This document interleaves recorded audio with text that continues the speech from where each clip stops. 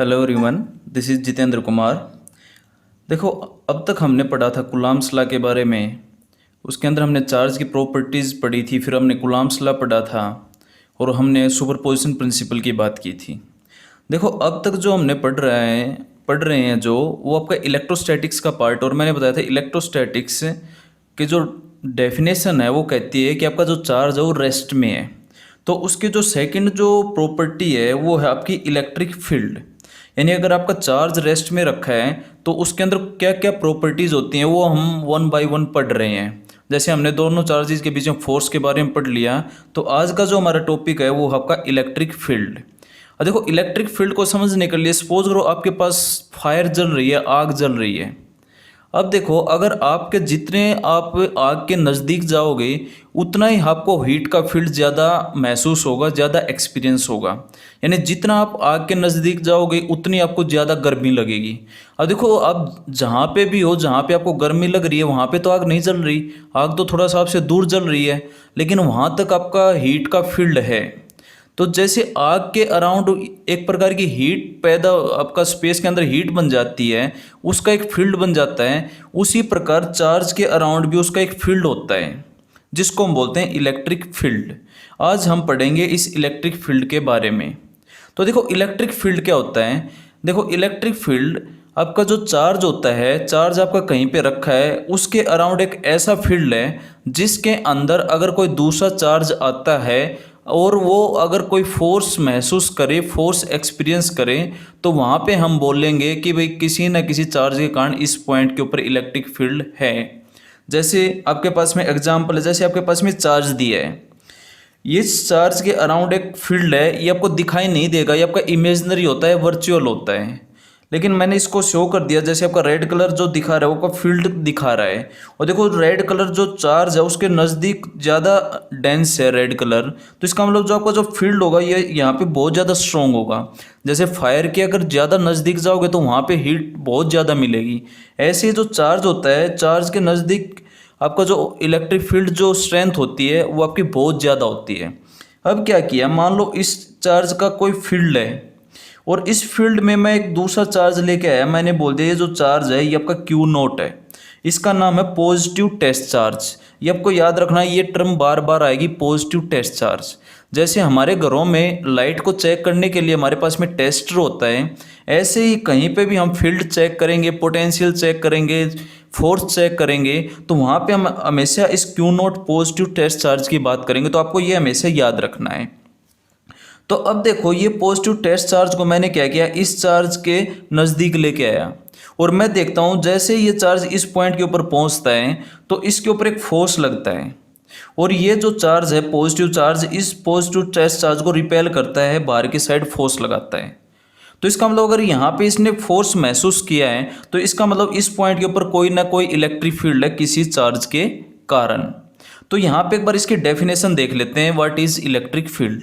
तो देखो, when A charge particle placed at A point in space, if it experience a force, a field is said to be present in space. This field exerts force on the charge is called electric field.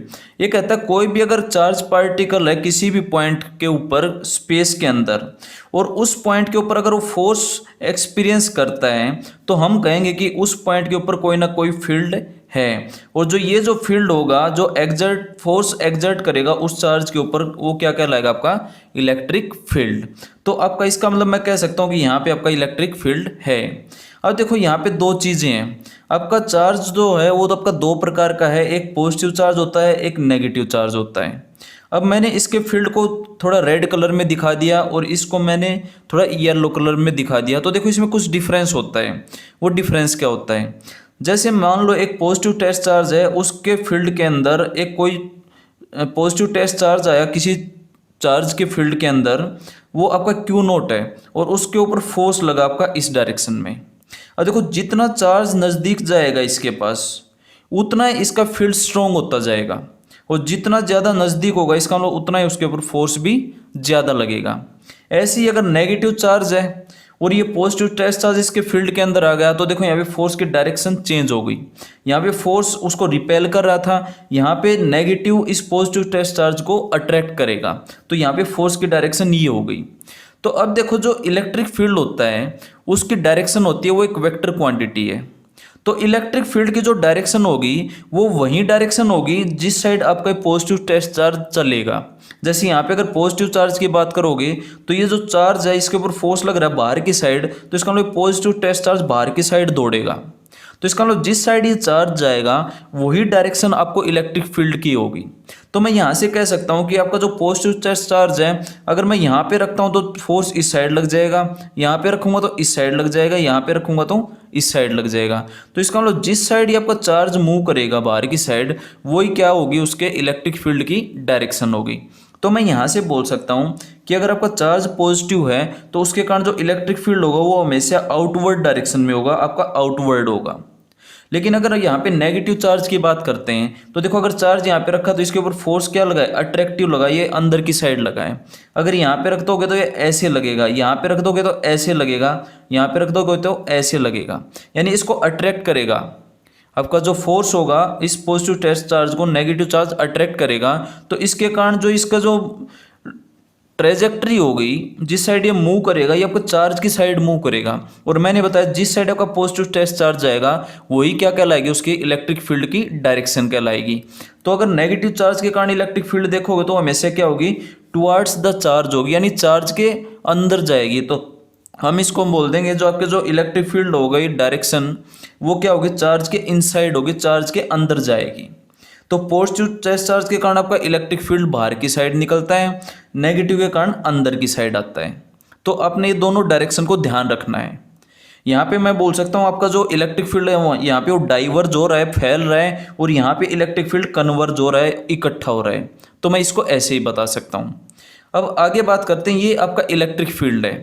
तो ये electric field की definition होगी, आपका electric field हर charge के around में होता है। तो अब बात करते हैं इस इलेक्ट्रिक फील्ड को हम निकालें कैसे, उसकी क्या स्ट्रेंथ होगी। मान लो आपसे कहीं भी इस पॉइंट के ऊपर बताओ इलेक्ट्रिक फील्ड कितना है, मैंने बताया जितना नज़दीक जाओगे इलेक्ट्रिक फील्ड बढ़ता जाएगा। तो अगर यहाँ पे बात करोगे तो इलेक्ट्रिक फील्ड और भी ज़्यादा होगा, अगर इससे दूर जाओगे तो इलेक्ट्रिक फील्ड कम होता जाएगा, कम होता जाएगा, और ज़्यादा ही दूर चलेगा तो इलेक्ट्रिक फील्ड आपका जीरो हो जाएगा। अब उस चीज़ को हम कैसे मेजर कर सकते हैं, क्या फॉर्मूला बनेगा, उसको हम पढ़ते हैं। तो जो नेक्स्ट हमारा टॉपिक है वो आपका इलेक्ट्रिक फील्ड इंटेंसिटी या फिर इलेक्ट्रिक फील्ड स्ट्रेंथ। तो देखो हमने इलेक्ट्रिक फील्ड की डेफिनेशन पढ़ ली। अब क्या है, उसके कारण हमने ये बताना है कि उस इलेक्ट्रिक फील्ड की इंटेंसिटी क्या होगी, उसकी स्ट्रेंथ क्या होगी। अब इसके लिए क्या करते हैं, हमारे पास में एक फॉर्मूला आता है। जैसे मैंने बताया था अगर कोई भी चार्ज को किसी भी फील्ड के अंदर रखो तो उसके ऊपर फोर्स लगेगा। अब देखो उसके ऊपर मान लो फोर्स लगा है, जैसे आपका ये चार्ज था, ये चार्ज इलेक्ट्रिक फील्ड के अंदर रखा था, इस चार्ज के इलेक्ट्रिक फील्ड के अंदर। तो अब देखो इसके ऊपर फोर्स लगा, तो अगर मेरे को ये बताना है कि यहाँ पे इलेक्ट्रिक फील्ड कितना है तो मैं क्या करूँगा, इसके ऊपर कितना फोर्स लगा है उसको डिवाइड करा दूंगा इस पॉजिटिव टेस्ट चार्ज से। तो जो आपके पास में आएगी वैल्यू वो कहलाएगी आपकी इलेक्ट्रिक फील्ड इंटेंसिटी। तो जो आपकी इलेक्ट्रिक फील्ड इंटेंसिटी होगी उसकी हम डेफिनेशन देखते हैं एक बार। देखो electric field intensity at any point is the strength of electric field eight that point, यानी कि किसी भी पॉइंट के ऊपर इलेक्ट्रिक फील्ड इंटेंसिटी क्या है, इलेक्ट्रिक फील्ड की स्ट्रेंथ है, उसकी ताकत है। अब देखो इसकी डेफिनेशन क्या होगी, it is defined as the force experience per unit charge at that point, it is denoted by capital E. यानी आपके पास में जो इलेक्ट्रिक फील्ड उसको हम शो करेंगे कैपिटल ई से, और उसका जो फॉर्मूला बनेगा वो क्या बनेगा, उस चार्ज ने कितना फोर्स महसूस किया डिवाइड कर किससे कर दोगे, उस चार्ज के मैग्नीट्यूड से। तो ये आपका पॉजिटिव टेस्ट चार्ज नीचे आ जाएगा, ऊपर क्या हो जाएगा आपका, उसके ऊपर कितना फोर्स लगा है। तो यहाँ से इलेक्ट्रिक फील्ड का फॉर्मूला बन जाएगा F divided by Q note. अब देखो अगर मैं इस क्यू नोट को इस साइड ले जाऊं तो आपके पास में जो फोर्स का फॉर्मूला बनेगा वो क्या बनेगा, फोर्स इज इक्वल टू आ जाएगा आपका क्यू इंटू में इलेक्ट्रिक फील्ड। यानी अगर मान लो किसी भी इलेक्ट्रिक फील्ड दे रखा है किसी पॉइंट के ऊपर, उस पॉइंट के ऊपर मान लो मैं कोई चार्ज लेके गया हूँ Q, और वहाँ पे उसका इलेक्ट्रिक फील्ड स्ट्रेंथ E है, तो मेरे से पूछे बताओ भी उस Q के ऊपर कितना फोर्स लगा, तो उसका फॉर्मूला ये होगा कि उसके ऊपर जो फोर्स लगेगा वो क्या होगा, वो charge multiply by electric field strength. तो ये आपका फोर्स का फॉर्मूला हो जाएगा, ये आपका इलेक्ट्रिक फील्ड का फॉर्मूला हो जाएगा। अब देखो इसकी यूनिट क्या होती है, इलेक्ट्रिक फील्ड को कैसे मेजर करते हैं। तो जो देखो यहाँ पे बात करें तो फोर्स को हम न्यूटन में मेजर करते हैं और चार्ज को हम कूलाम में मेजर करते हैं। तो जो इसकी एसआई यूनिट होगी वो क्या हो जाएगी, न्यूटन पर कूलाम। तो अब क्या आ जाएगी, SI unit of electric field is Newton पर कूलाम। और इसका दूसरा नाम है वोल्ट पर मीटर, ये आगे पढ़ेंगे। ये यहाँ पे क्या होता है, हम पढ़ेंगे इलेक्ट्रिक फील्ड जो होगा वो होगा आपका dV/dr, यानी पोटेंशियल डिवाइडेड बाय डिस्टेंस। तो यहाँ पे पोटेंशियल वोल्ट होता है और डिस्टेंस आपका मीटर होगी, तो वोल्ट पर मीटर भी इसकी ऐसा यूनिट है, ये भी बोल सकते हैं, और आपका न्यूटन पर कूलाम भी बोल सकते हैं। तो ये आपके पास में ऐसा यूनिट होती है इलेक्ट्रिक फील्ड की। अब अगला जो टॉपिक है वो आपका electric field due to a point charge. और देखो हमने जो पढ़ा है सिंपल उसी को यूज करके हमने थोड़ा सा इसको एक्सपेंड करना है। क्या कह रहा है कि आपके पास में एक पॉइंट चार्ज दिया है Q, उसके कारण किसी पॉइंट P के ऊपर हमने इलेक्ट्रिक फील्ड निकालना है और उनके जो बीच की डिस्टेंस है वो मान लो R है। तो अब मेरे को यहाँ पे इस P पॉइंट के ऊपर इलेक्ट्रिक फील्ड स्ट्रेंथ निकालनी है।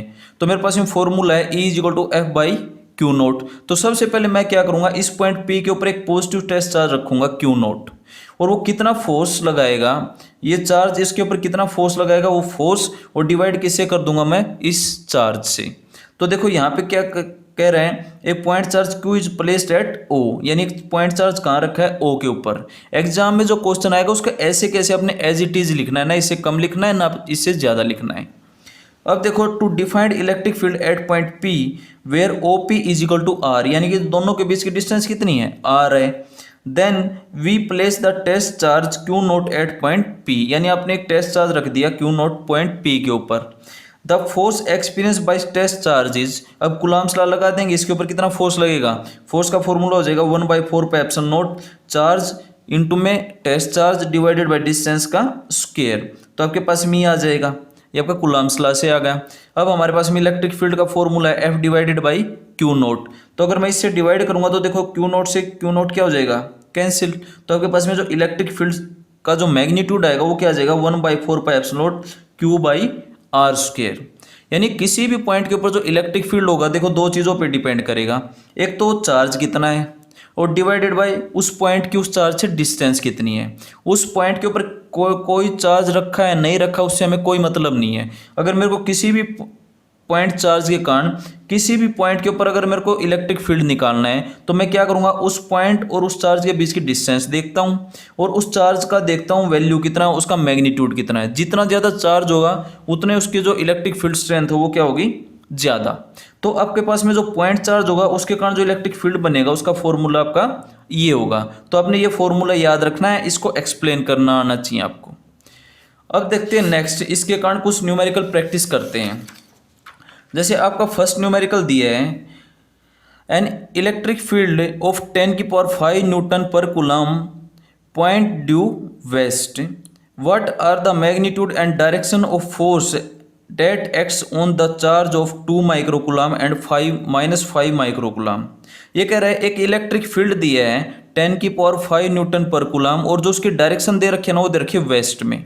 तो जैसे यहाँ पे ये इलेक्ट्रिक फील्ड है, इलेक्ट्रिक फील्ड ऐसे है, ये मान लो वेस्ट डायरेक्शन है, ऐसे इलेक्ट्रिक फील्ड दे रखा है। इस इलेक्ट्रिक फील्ड के अंदर दो चार्जेज रखे हैं, एक चार्ज रखा है 2 माइक्रोकूलम, एक चार्ज रखा है -5 माइक्रोकूलम। और मेरे को ये बताना है कि इसके ऊपर कितना फोर्स लगेगा। अभी देखो मैंने फोर्स का फॉर्मूला आपको एक्सप्लेन किया था कि आपके पास में जो फोर्स होता है उसका फॉर्मूला होता है Q टाइम्स E। तो आपके पास में E दे रखा है 10⁵ न्यूटन पर कूलम और आपको Q आपको दे रखा है, एक बार तो Q दे रखा है 2 माइक्रोकूलम और एक बार दे रखा है -5 माइक्रोकूलम। तो मैं यहाँ पे क्या करूँगा, फोर्स निकाल दूंगा दोनों के ऊपर अलग अलग। तो देखो कैसे करेंगे, जो फोर्स ऑन +2 माइक्रोकूलम जो चार्ज होगा उसके ऊपर कितना फोर्स लगेगा। तो यहाँ पे देखो Q टाइम्स ऑफ E, अब Q दे रखा है 2 माइक्रोकूलम, माइक्रो होगा 10⁻⁻6, तो 2 × 10⁻⁻6 और E की वैल्यू 10⁵। इसको हम अगर रखते हैं यहाँ पे, इसको काटते हैं तो आपका जो आंसर आएगा वो आएगा 0.2 न्यूटन। और किस साइड होगा, उसकी डायरेक्शन वेस्ट की साइड, क्योंकि देखो ये पॉजिटिव चार्ज है। इलेक्ट्रिक फील्ड और पॉजिटिव चार्ज क्या होते हैं, सेम डायरेक्शन में होते हैं। मैंने बताया था पॉजिटिव टेस्ट चार्ज जिस साइड जाएगा उसी साइड क्या होगा, इलेक्ट्रिक फील्ड की डायरेक्शन होगी। तो यहाँ से ऐसे भी समझ सकते हो, या फिर क्या कह सकते हो, अगर इलेक्ट्रिक फील्ड की डायरेक्शन ऐसे है तो इसका मतलब कोई ना कोई जो ऑब्जेक्ट जो चार्ज रखा है इस साइड में वो क्या है आपका पॉजिटिव है, और अगर यहाँ पे पॉजिटिव चार्ज रखा है तो इसका मतलब इस पॉजिटिव चार्ज को ये क्या करेगा, रिपेल करेगा, तो इसके फोर्स की डायरेक्शन क्या होगी, इससे दूर जाएगा। तो यहाँ पे कह सकते हो जो फोर्स होगा किस साइड होगा, आपका वेस्ट डायरेक्शन में होगा। लेकिन अगर यहाँ पे पॉजिटिव चार्ज रखा है और यहाँ पे अगर नेगेटिव हो तो फोर्स कहाँ लगेगा, उसको अट्रैक्ट करेगा, तो किस साइड होगा आपका, इस डायरेक्शन में हो जाएगा, क्योंकि इस साइड क्या हो जाएगी, ईस्ट। तो इसका मतलब यहाँ पे आप देखो नेगेटिव चार्ज रखा है, फोर्स ऑन -5 माइक्रोकूलम, तो Q टाइम्स E करेंगे तो ये आपके पास में Q हो गया और टाइम्स E। इसको सोल्व करेंगे तो आपके पास में आएगा 0.5 न्यूटन ड्यू ईस्ट, क्योंकि इलेक्ट्रिक फील्ड जिस साइड होगा नेगेटिव चार्ज के ऊपर फोर्स लगेगा उसके अपोजिट साइड में, ये अपने याद रखना है। नहीं तो इसका लॉजिक यही है, अगर यहाँ पे पॉजिटिव चार्ज रखा तो ये इसको अट्रैक्ट करेगा तो ये इसी साइड जाएगा। नेक्स्ट न्यूमेरिकल देखते हैं, ये क्या कहता है, 2 पॉइंट चार्जेस Q1 दे रखा है 16 माइक्रोकूलम एंड Q2 दे रखा है 4 microcoulomb are separated in vacuum by a distance of 3 metre. Find the point on the line between charges where net electric field is 0। ये कह रहा है एक चार्ज है Q1, ये आपके पास में दे रखा है 16 माइक्रोकूलम, एक चार्ज है Q2 वो दे रखा है आपका 4 माइक्रोकूलम। ये कह रहा है कि इन दोनों चार्जेस के बीच में वो पॉइंट निकालो जहाँ पे इलेक्ट्रिक फील्ड 0 हो जाए। अब एक बार देखते हैं क्या बीच में कोई ऐसा पॉइंट हो सकता है इलेक्ट्रिक फील्ड 0। तो देखो अगर इसके नज़दीक रहोगे तो आपका जो इलेक्ट्रिक फील्ड होगा वो बाहर की साइड होगा क्योंकि पॉजिटिव चार्ज है। इसके नज़दीक जाओगे तो इलेक्ट्रिक फील्ड की डायरेक्शन इस साइड होगी, बाहर की साइड। तो जैसे जैसे जाओगे तो इस पॉइंट P के ऊपर मान लो आपका इलेक्ट्रिक फील्ड 0 है। तो यहाँ पे अगर देखते हो तो देखो इस चार्ज के कारण इलेक्ट्रिक फील्ड की डायरेक्शन क्या होगी, ये होगी। इस चार्ज के कारण इलेक्ट्रिक फील्ड की डायरेक्शन क्या होगी, ये होगी। तो देखो दोनों की डायरेक्शन क्या है, अपोजिट है। तो इसका मतलब अगर अपोजिट है तो इसका मतलब एक दूसरे को क्या करेंगे, कैंसिल आउट करेंगे। तो मैंने ये पॉइंट मान लिया P, जहाँ पे दोनों की जो मैग्नीट्यूड है वो क्या है, इक्वल है। तो यानी इस चार्ज के कारण इलेक्ट्रिक फील्ड E1 है, Q2 के कारण इलेक्ट्रिक फील्ड E2 है। तो इसका मतलब दोनों क्या है, इक्वल है। क्यों, क्योंकि यहाँ पे कंडीशन है इलेक्ट्रिक फील्ड क्या है आपका 0 है। तो यहाँ पे क्या है, at point P E1 is equal to क्या हो जाएगा, E2। तो यहाँ पे E1 की वैल्यू क्या हो जाएगी, मान लो यहाँ इन दोनों के बीच की जो डिस्टेंस वो कितनी है, 3 मीटर है दोनों चार्जेस के बीच की। मैंने मान लिया आपके जो पॉइंट P है वो आपका Q1 से x डिस्टेंस पे है। अगर ये आपका x डिस्टेंस होगा तो ये कितना बचेगा, P से Q2 तक वो क्या बचेगा, 3 - x। तो यहाँ पे डिस्टेंस आपको दिया है दोनों के बीच का। तो आप यहाँ पे दोनों चार्जेस दिए हैं तो आप इलेक्ट्रिक फील्ड निकाल दो अलग अलग। Q1 के कारण E1 आ जाएगा, Q2 के कारण आपका E2 आ जाएगा। तो Q1 के कारण निकालोगे आपके पास में आएगा 1/4 pi epsilon not Q1 divided by distance का स्क्वायर, हुआ होगा आपका x का स्क्वायर। ऐसे E2 निकालते हो तो 1/4 pi epsilon not Q2 divided by distance, वो क्या आपकी 3 - x है, इसका स्क्वायर। अब देखो इसको सोल्व कर लेते हैं, इन दोनों को क्या करते हैं, इक्वल रख देते हैं। E1 इज इक्वल टू क्या है, E2 है। तो आपके पास में आएगा 1/4 पाई एप्सिलॉन नॉट इंटू में Q1 है, Q1 क्या हो जाएगा आपके पास में, यहाँ पे Q1 हो जाएगा आपका 16 माइक्रोकूलम, यहाँ पे पुट कर दिया। तो डिवाइडेड बाई डिस्टेंस का स्क्वायर ऐसे कैसा, और आपका 1/4 पाई एप्सिलॉन नॉट ये आपका 4 माइक्रोकूलम है तो यहाँ पे रख दिया, और 3 - x पूरे का होल स्क्वायर। तो देखो इससे तो ये कैंसिल होगा। आपके पास में 10⁻⁻6 से 10⁻⁻6 कैंसिल होगा। अब देखो इसको मैं क्या करता हूँ, इसको मैं इस साइड ले जाता हूँ x स्क्वायर को, और 4 को मैं नीचे ले आता हूँ। तो आपका x स्क्वायर ऊपर चला गया, आपका 3 - x स्क्वायर पूरे का होल स्क्वायर नीचे रह गया, इज इक्वल टू क्या हो जाएगा, 16/4। तो यहाँ से इसको कैंसिल करोगे तो आपके पास में कितना आ जाएगा, 4। तो अब ये देखो x square by 3 - x square, इसको मैं क्या लिख सकता हूँ, x/3x, और पूरे का होल स्क्वायर है ना उसका अंडर रूट कर देंगे। तो यहाँ पे अगर 16/4 को ऐसे कैसे रखना चाहो तो ऐसे ही रख लो। तो यहाँ से अंडर रूट करोगे तो आपके पास में 4 आएगा, ये 2 आएगा, इससे कैंसिल करोगे तो आपका क्या आ जाएगा, 2। तो आपके पास में ये 3x divided by 3 - x is equal to आ गया 2। तो इस इक्वेशन को सोल्व करेंगे तो आपके पास में x इज इक्वल टू क्या आएगा, 6 - 2x is equal to 3x is equal to 6, और x की वैल्यू क्या हो जाएगी आपकी 2 मीटर। तो इसका मतलब Q1 से जो डिस्टेंस होगी वो क्या होगी आपकी 2 मीटर। अगर ये 2 मीटर डिस्टेंस होगी तो इससे डिस्टेंस कितनी बच जाएगी आपकी 3 - 2 1 मीटर। तो आपके पास में ऐसे न्यूमेरिकल प्रॉब्लम्स हैं, तो ऐसे अपने और सारी प्रैक्टिस करनी है। अब चलते हैं नेक्स्ट जो है वो है आपका superposition principle for electric field. जैसे हमने इलेक्ट्रिक फोर्स के लिए सुपरपोजिशन प्रिंसिपल पढ़ा था, ऐसे ही हम इलेक्ट्रिक फील्ड के लिए भी पढ़ेंगे। तो देखो इलेक्ट्रिक फील्ड के लिए भी वही सेम सिस्टम होगा, सिर्फ चेंज क्या आ जाएगा, वहाँ पे फोर्स था, यहाँ पे इलेक्ट्रिक फील्ड आ जाएगा। तो यहाँ पे जैसे कहा है कि भाई आपके पास में अलग अलग चार्जेस है, एक आपका Q1 चार्ज है, Q2 चार्ज है, Q3 चार्ज है, Qn चार्ज है, और इसके कारण हमने एक पॉइंट दे रखा है, इस पॉइंट के ऊपर मैंने इलेक्ट्रिक फील्ड निकालना है। तो सबसे पहले क्या करेंगे, इस पॉइंट के ऊपर मैंने पॉजिटिव चार्ज रखा Q0। अब देखो यहाँ पे एक चार्ज रखा है Q0, तो ये चार्ज होगा तो इसके ऊपर फोर्स लगाएगा, ये चार्ज भी इसके ऊपर फोर्स लगाएगा, ये भी लगाएगा, और सारे चार्जेस इसके ऊपर फोर्स लगाएंगे। तो हमने वहाँ पे सुपरपोजिशन प्रिंसिपल पढ़ा था। तो सुपरपोजिशन प्रिंसिपल क्या कहता है कि आपका जो इसके ऊपर जो नेट फोर्स लगेगा वो क्या होगा, सबका वेक्टर सम होगा। ऐसे ही देखो इस चार्ज के कारण इस पॉइंट के ऊपर कोई इलेक्ट्रिक फील्ड होगा, वो आपका E1 है। इस चार्ज के कारण इसके ऊपर इलेक्ट्रिक फील्ड होगा, वो आपका E2 है। और इस चार्ज के कारण जो आपका इलेक्ट्रिक फील्ड होगा वो आपका E3 है। तो ये आपके वेक्टर फॉर्म में है, ये आपके वेक्टर्स हैं। तो ये आपके पास में इलेक्ट्रिक फील्ड है इसके कारण। तो सबसे पहले क्या करते हैं, सुपरपोजिशन प्रिंसिपल की डेफिनेशन देखते हैं, फिर हम इसको बात करेंगे। It states that at a given point the electric field due to a number of charges is the vector sum of electric field of each charge at that point. ये कह रहा है कि इस पॉइंट के ऊपर जो इलेक्ट्रिक फील्ड होगा नंबर ऑफ चार्जेस के कारण, वो क्या होगा, वेक्टर सम होगा हर एक जो इलेक्ट्रिक फील्ड है उसका। यानी कि आप कह सकते हो आपके पास में जो टोटल इलेक्ट्रिक फील्ड होगा वो क्या होगा, E1 plus E2 plus E3 to टू En। अब इसको हम कैसे लिखेंगे ये देखना। तो आपकी ये डेफिनेशन हो गई। अब जैसे मान लो आपका यहाँ पे पॉइंट चार्ज रखा है Q0, तो मैं फोर्स निकाल सकता हूँ। तो आपके पास में Q1 के कारण जिसके ऊपर फोर्स आएगा वो मैंने बोल दिया F01 है, Q2 के कारण आया वो F02 है, और Qn के कारण आएगा वो आपका F0n है। तो मैंने सुपरपोजिशन प्रिंसिपल आपको बताया था कि आपके पास में इस चार्ज के ऊपर जो नेट फोर्स होगा वो क्या होगा, सबका वेक्टर सम होगा। तो मैंने क्या किया, इन सब का वेक्टर सम कर दिया, वो क्या आ गया, आपका नेट फोर्स आ गया। तो अब जो इसको है ना मैं थोड़ा इकट्ठा करके लिख सकता हूँ, इसको मैं बोल सकता हूँ F0I।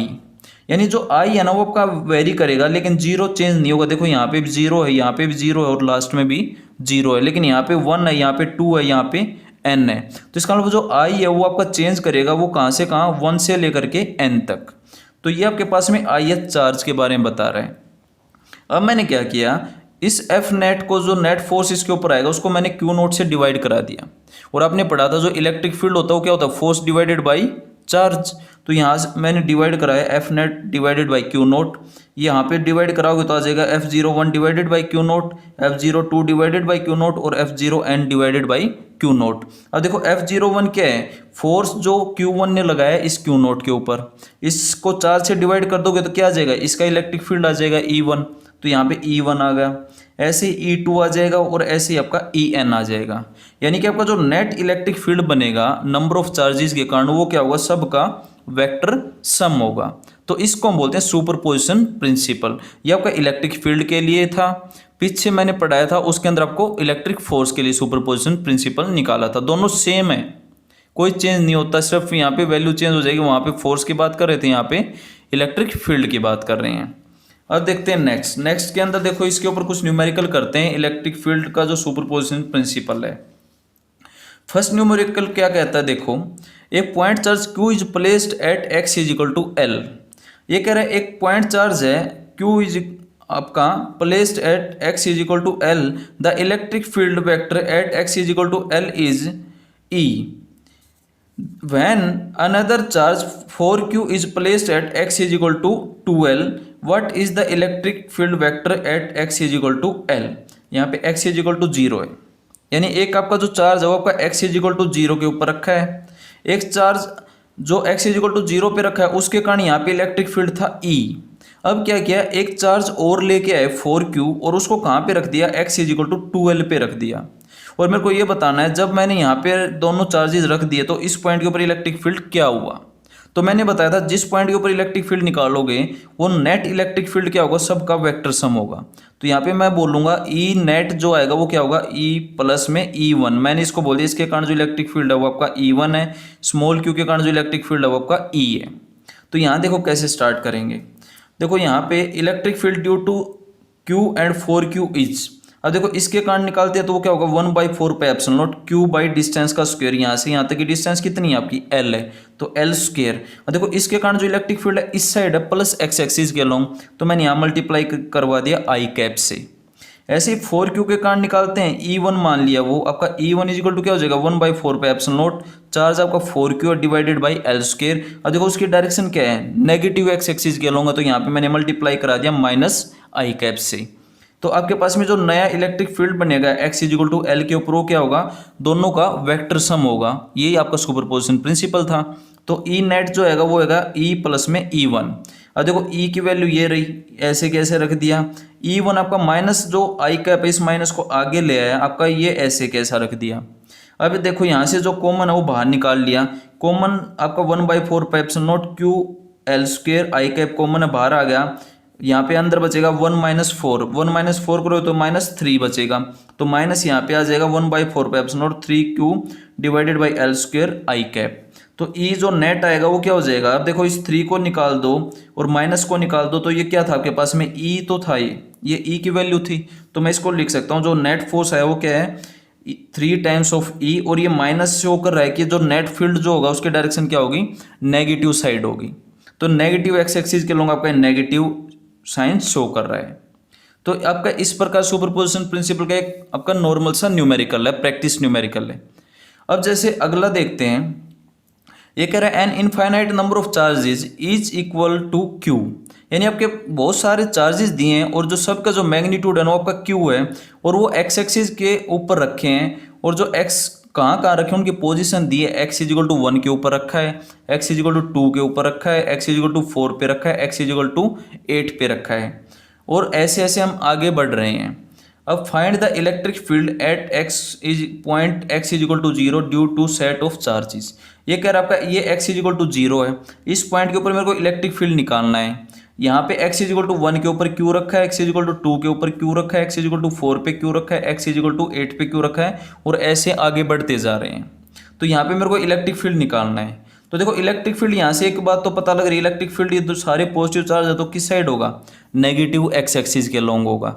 तो यहाँ पे as electric field due to all charges is along negative X axis. अब इलेक्ट्रिक फील्ड क्या होगा, सबका वेक्टर सम होगा, तो यहाँ पे कर देते हैं आपका जो इलेक्ट्रिक फील्ड होगा इसके कारण निकालोगे तो वो क्या होगा 1/4 पे epsilon not charge divided by distance का स्क्वायर, दोनों के बीच में डिस्टेंस कितनी है 1 है, यहाँ पे दोनों के बीच में डिस्टेंस कितनी हो जाएगी 2, तो 2 का स्क्वायर हो जाएगा, यहाँ पे दोनों के बीच में डिस्टेंस कितनी होगी 4, तो 4 का स्क्वायर हो जाएगा, यहाँ दोनों के बीच में डिस्टेंस कितनी होगी 8, तो 8 का स्क्वायर हो जाएगा, और प्लस करके डैश डैश डैश। और देखो नेगेटिव साइड दिखा रहा है तो यहाँ पे किससे मल्टीप्लाई कर दिया मैंने माइनस आई कैप के साथ, ये आपके डायरेक्शन शो कर रहे हैं। अब इसको क्या किया Q डिवाइडेड बाई 4 पे एप्सिलॉन नॉट कॉमन था वो बाहर निकाल दिया, और ये माइनस जो था इस माइनस को आगे लगा दिया, तो देखो अंदर क्या बचा, यहाँ पे 1 बचेगा, यहाँ पे 1/4 हो जाएगा 2 का स्क्वायर, यहाँ पे 4 का स्क्वायर 1/16, यहाँ पे आपके 8 का स्क्वायर 1/64 इंटू में आई कैप। अब देखो यहाँ पे जो है ना ये आपकी एक जीपी बन रही है ज्योमेट्रिकल प्रोग्रेशन, तो यहाँ पे देखोगे तो आपके पास में ये आपके फर्स्ट टर्म है, ये सेकंड टर्म है, थर्ड टर्म है, ऐसे आगे बढ़ रहे हैं। तो जो इनका जो कॉमन रेशियो होगा वो आपका आर मानते हैं, तो आपके ज्योमेट्रिक प्रोग्रेशन ये फर्स्ट टर्म है, ये सेकंड है, थर्ड है, ये आपका ऐसे जा रहा है। तो आपका ये अगर सब का सम करना है, और इसमें बोला है अगर आर जो ज्योमेट्रिक जो रेशियो है वो आर अगर आपका लेस देन 1 होता है ना, तो उनका जो सम का फॉर्मूला बनेगा वो क्या बनेगा first term divided by 1 minus R. अब देखो यहाँ पे अगर आर देखते हो तो क्या करते हैं हम सेकंड टर्म को फर्स्ट टर्म से डिवाइड कराते हैं, जैसे यहाँ पे ए आर को किससे डिवाइड कराओगे ए से करवा सकते हो, या ए आर स्क्वायर को ए आर से डिवाइड करा सकते हो, तो यहाँ पे जो आंसर आएगा वो आर आएगा, तो जो कॉमन रेशियो होगा वो आपके पास में आ जाएगा। तो यहाँ पे कॉमन रेशियो देखते हो तो इसको अगर इससे डिवाइड कराओगे तो 1/4, तो यहाँ पे जो आर की वैल्यू वो कितनी आपकी 1/4 है। तो इस फॉर्मूला के अंदर मैं पुट करता हूँ, तो अंदर जो आपके ज्योमेट्रिकल प्रोग्रेशन का जो सम आएगा वो क्या बन जाएगा first term divided by 1 minus R. तो यहाँ पे फर्स्ट टर्म तो आपका 1 है और 1 माइनस आर आपका 1/4 है। अगर इसको सोल्व करते हैं तो हमारे पास में ये जो 1/4 है ऊपर चला जाएगा, नीचे 3 हो जाएगा आपका, यहाँ पे आएगा 3/4, इसको उल्टा कर दोगे तो आपका बन जाएगा 4/3, तो आपका आ जाएगा -4Q divided by 12 pi epsilon not I cap. इस 4 से इसको डिवाइड करोगे तो आपका बन जाएगा 1/3। तो आपका जो इलेक्ट्रिक फील्ड आएगा वो बन जाएगा -q/3πε0 I कैप। तो जो नेट इलेक्ट्रिक फील्ड होगा वो किस साइड होगा, आपका नेगेटिव एक्स एक्सिस के लॉन्ग होगा, ये माइनस साइन शो कर रहा है।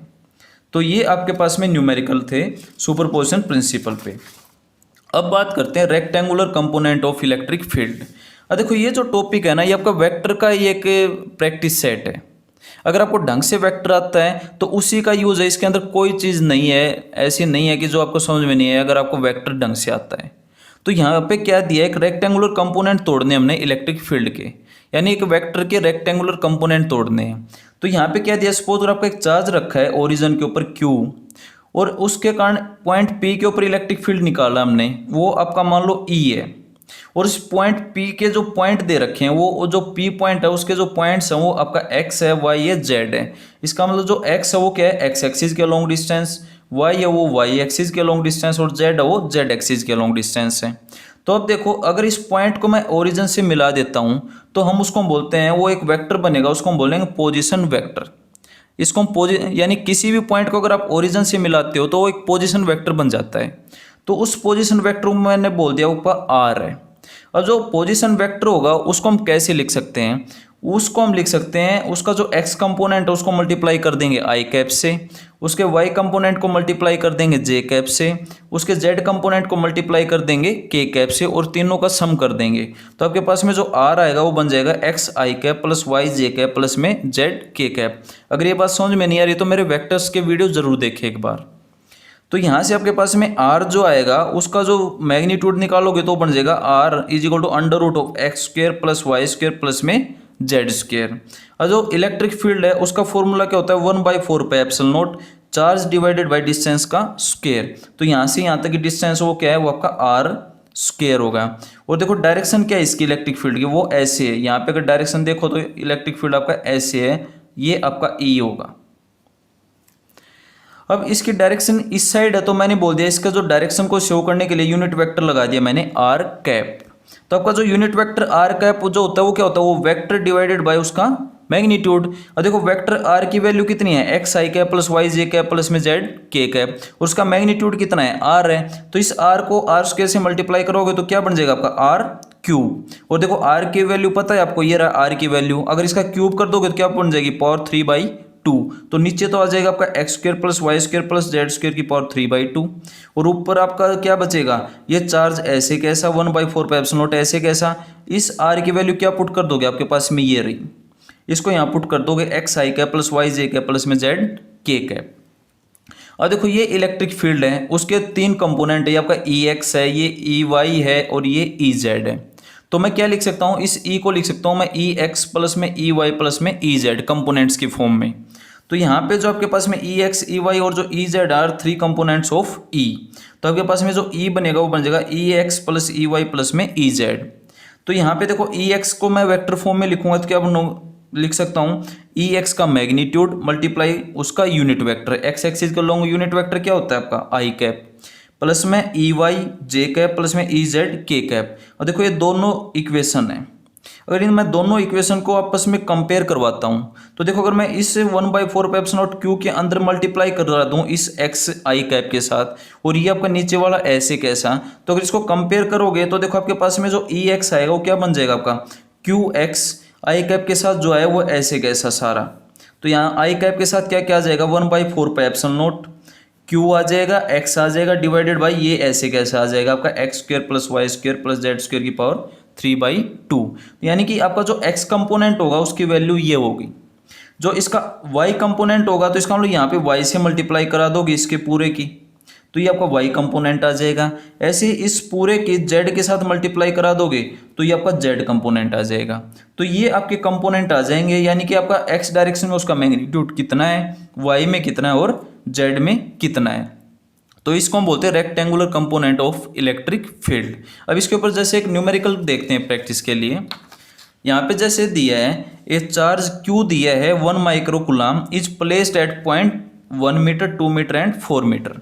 यानी एक चार्ज है 1 माइक्रो कूलम का और वो कहाँ पे रखा, उसकी पोजीशन दी है, ये आपका x दिया है, ये y दिया है, ये z दिया है। Find the electric field at point P, P की वैल्यू दी है ये। तो सबसे पहले इसका पोजीशन वेक्टर बनाओ। मैंने बताया था कोई भी पॉइंट दिया उसको सबसे पहले ओरिजिन से मिला दो तो एक पोजीशन वेक्टर बनेगा।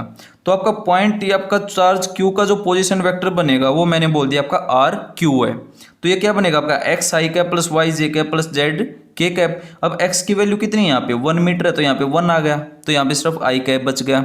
वाई की वैल्यू 2 है तो यहाँ पे क्या आ गया 2 जे कैप। जेड की वैल्यू 4 है तो यहाँ पे क्या आ गया 4 के कैप। ऐसे मैं अब इसके पॉइंट पोजीशन वेक्टर निकालता हूँ तो आपका पोजीशन वेक्टर आर पी आएगा, वो क्या हो जाएगा आपका, ये तो 0 आई कैप है तो इसको लिखो चाहे मत लिखो कोई फर्क नहीं पड़ेगा। यहाँ पे -4 है तो -4 जे कैप आ जाएगा। यहाँ पे 3 मीटर है तो यहाँ पे 3 के कैप आ जाएगा। अब क्या है कि ये पोजीशन वेक्टर है, इस पॉइंट के ऊपर आपका चार्ज रखा है 1 माइक्रो कूलम, इस पॉइंट के ऊपर हमने इलेक्ट्रिक फील्ड निकालना है। तो सबसे पहले क्या करेंगे, इन दोनों पॉइंट्स के बीच की डिस्प्लेसमेंट वेक्टर निकालेंगे, डिस्टेंस निकालेंगे। तो हम क्या करेंगे, इसमें से इसको माइनस कर देते हैं। इसमें से इसको माइनस करेंगे तो आपका R P minus R Q जो आएगा वो बनेगा आपका minus I cap minus 6 J cap minus K cap.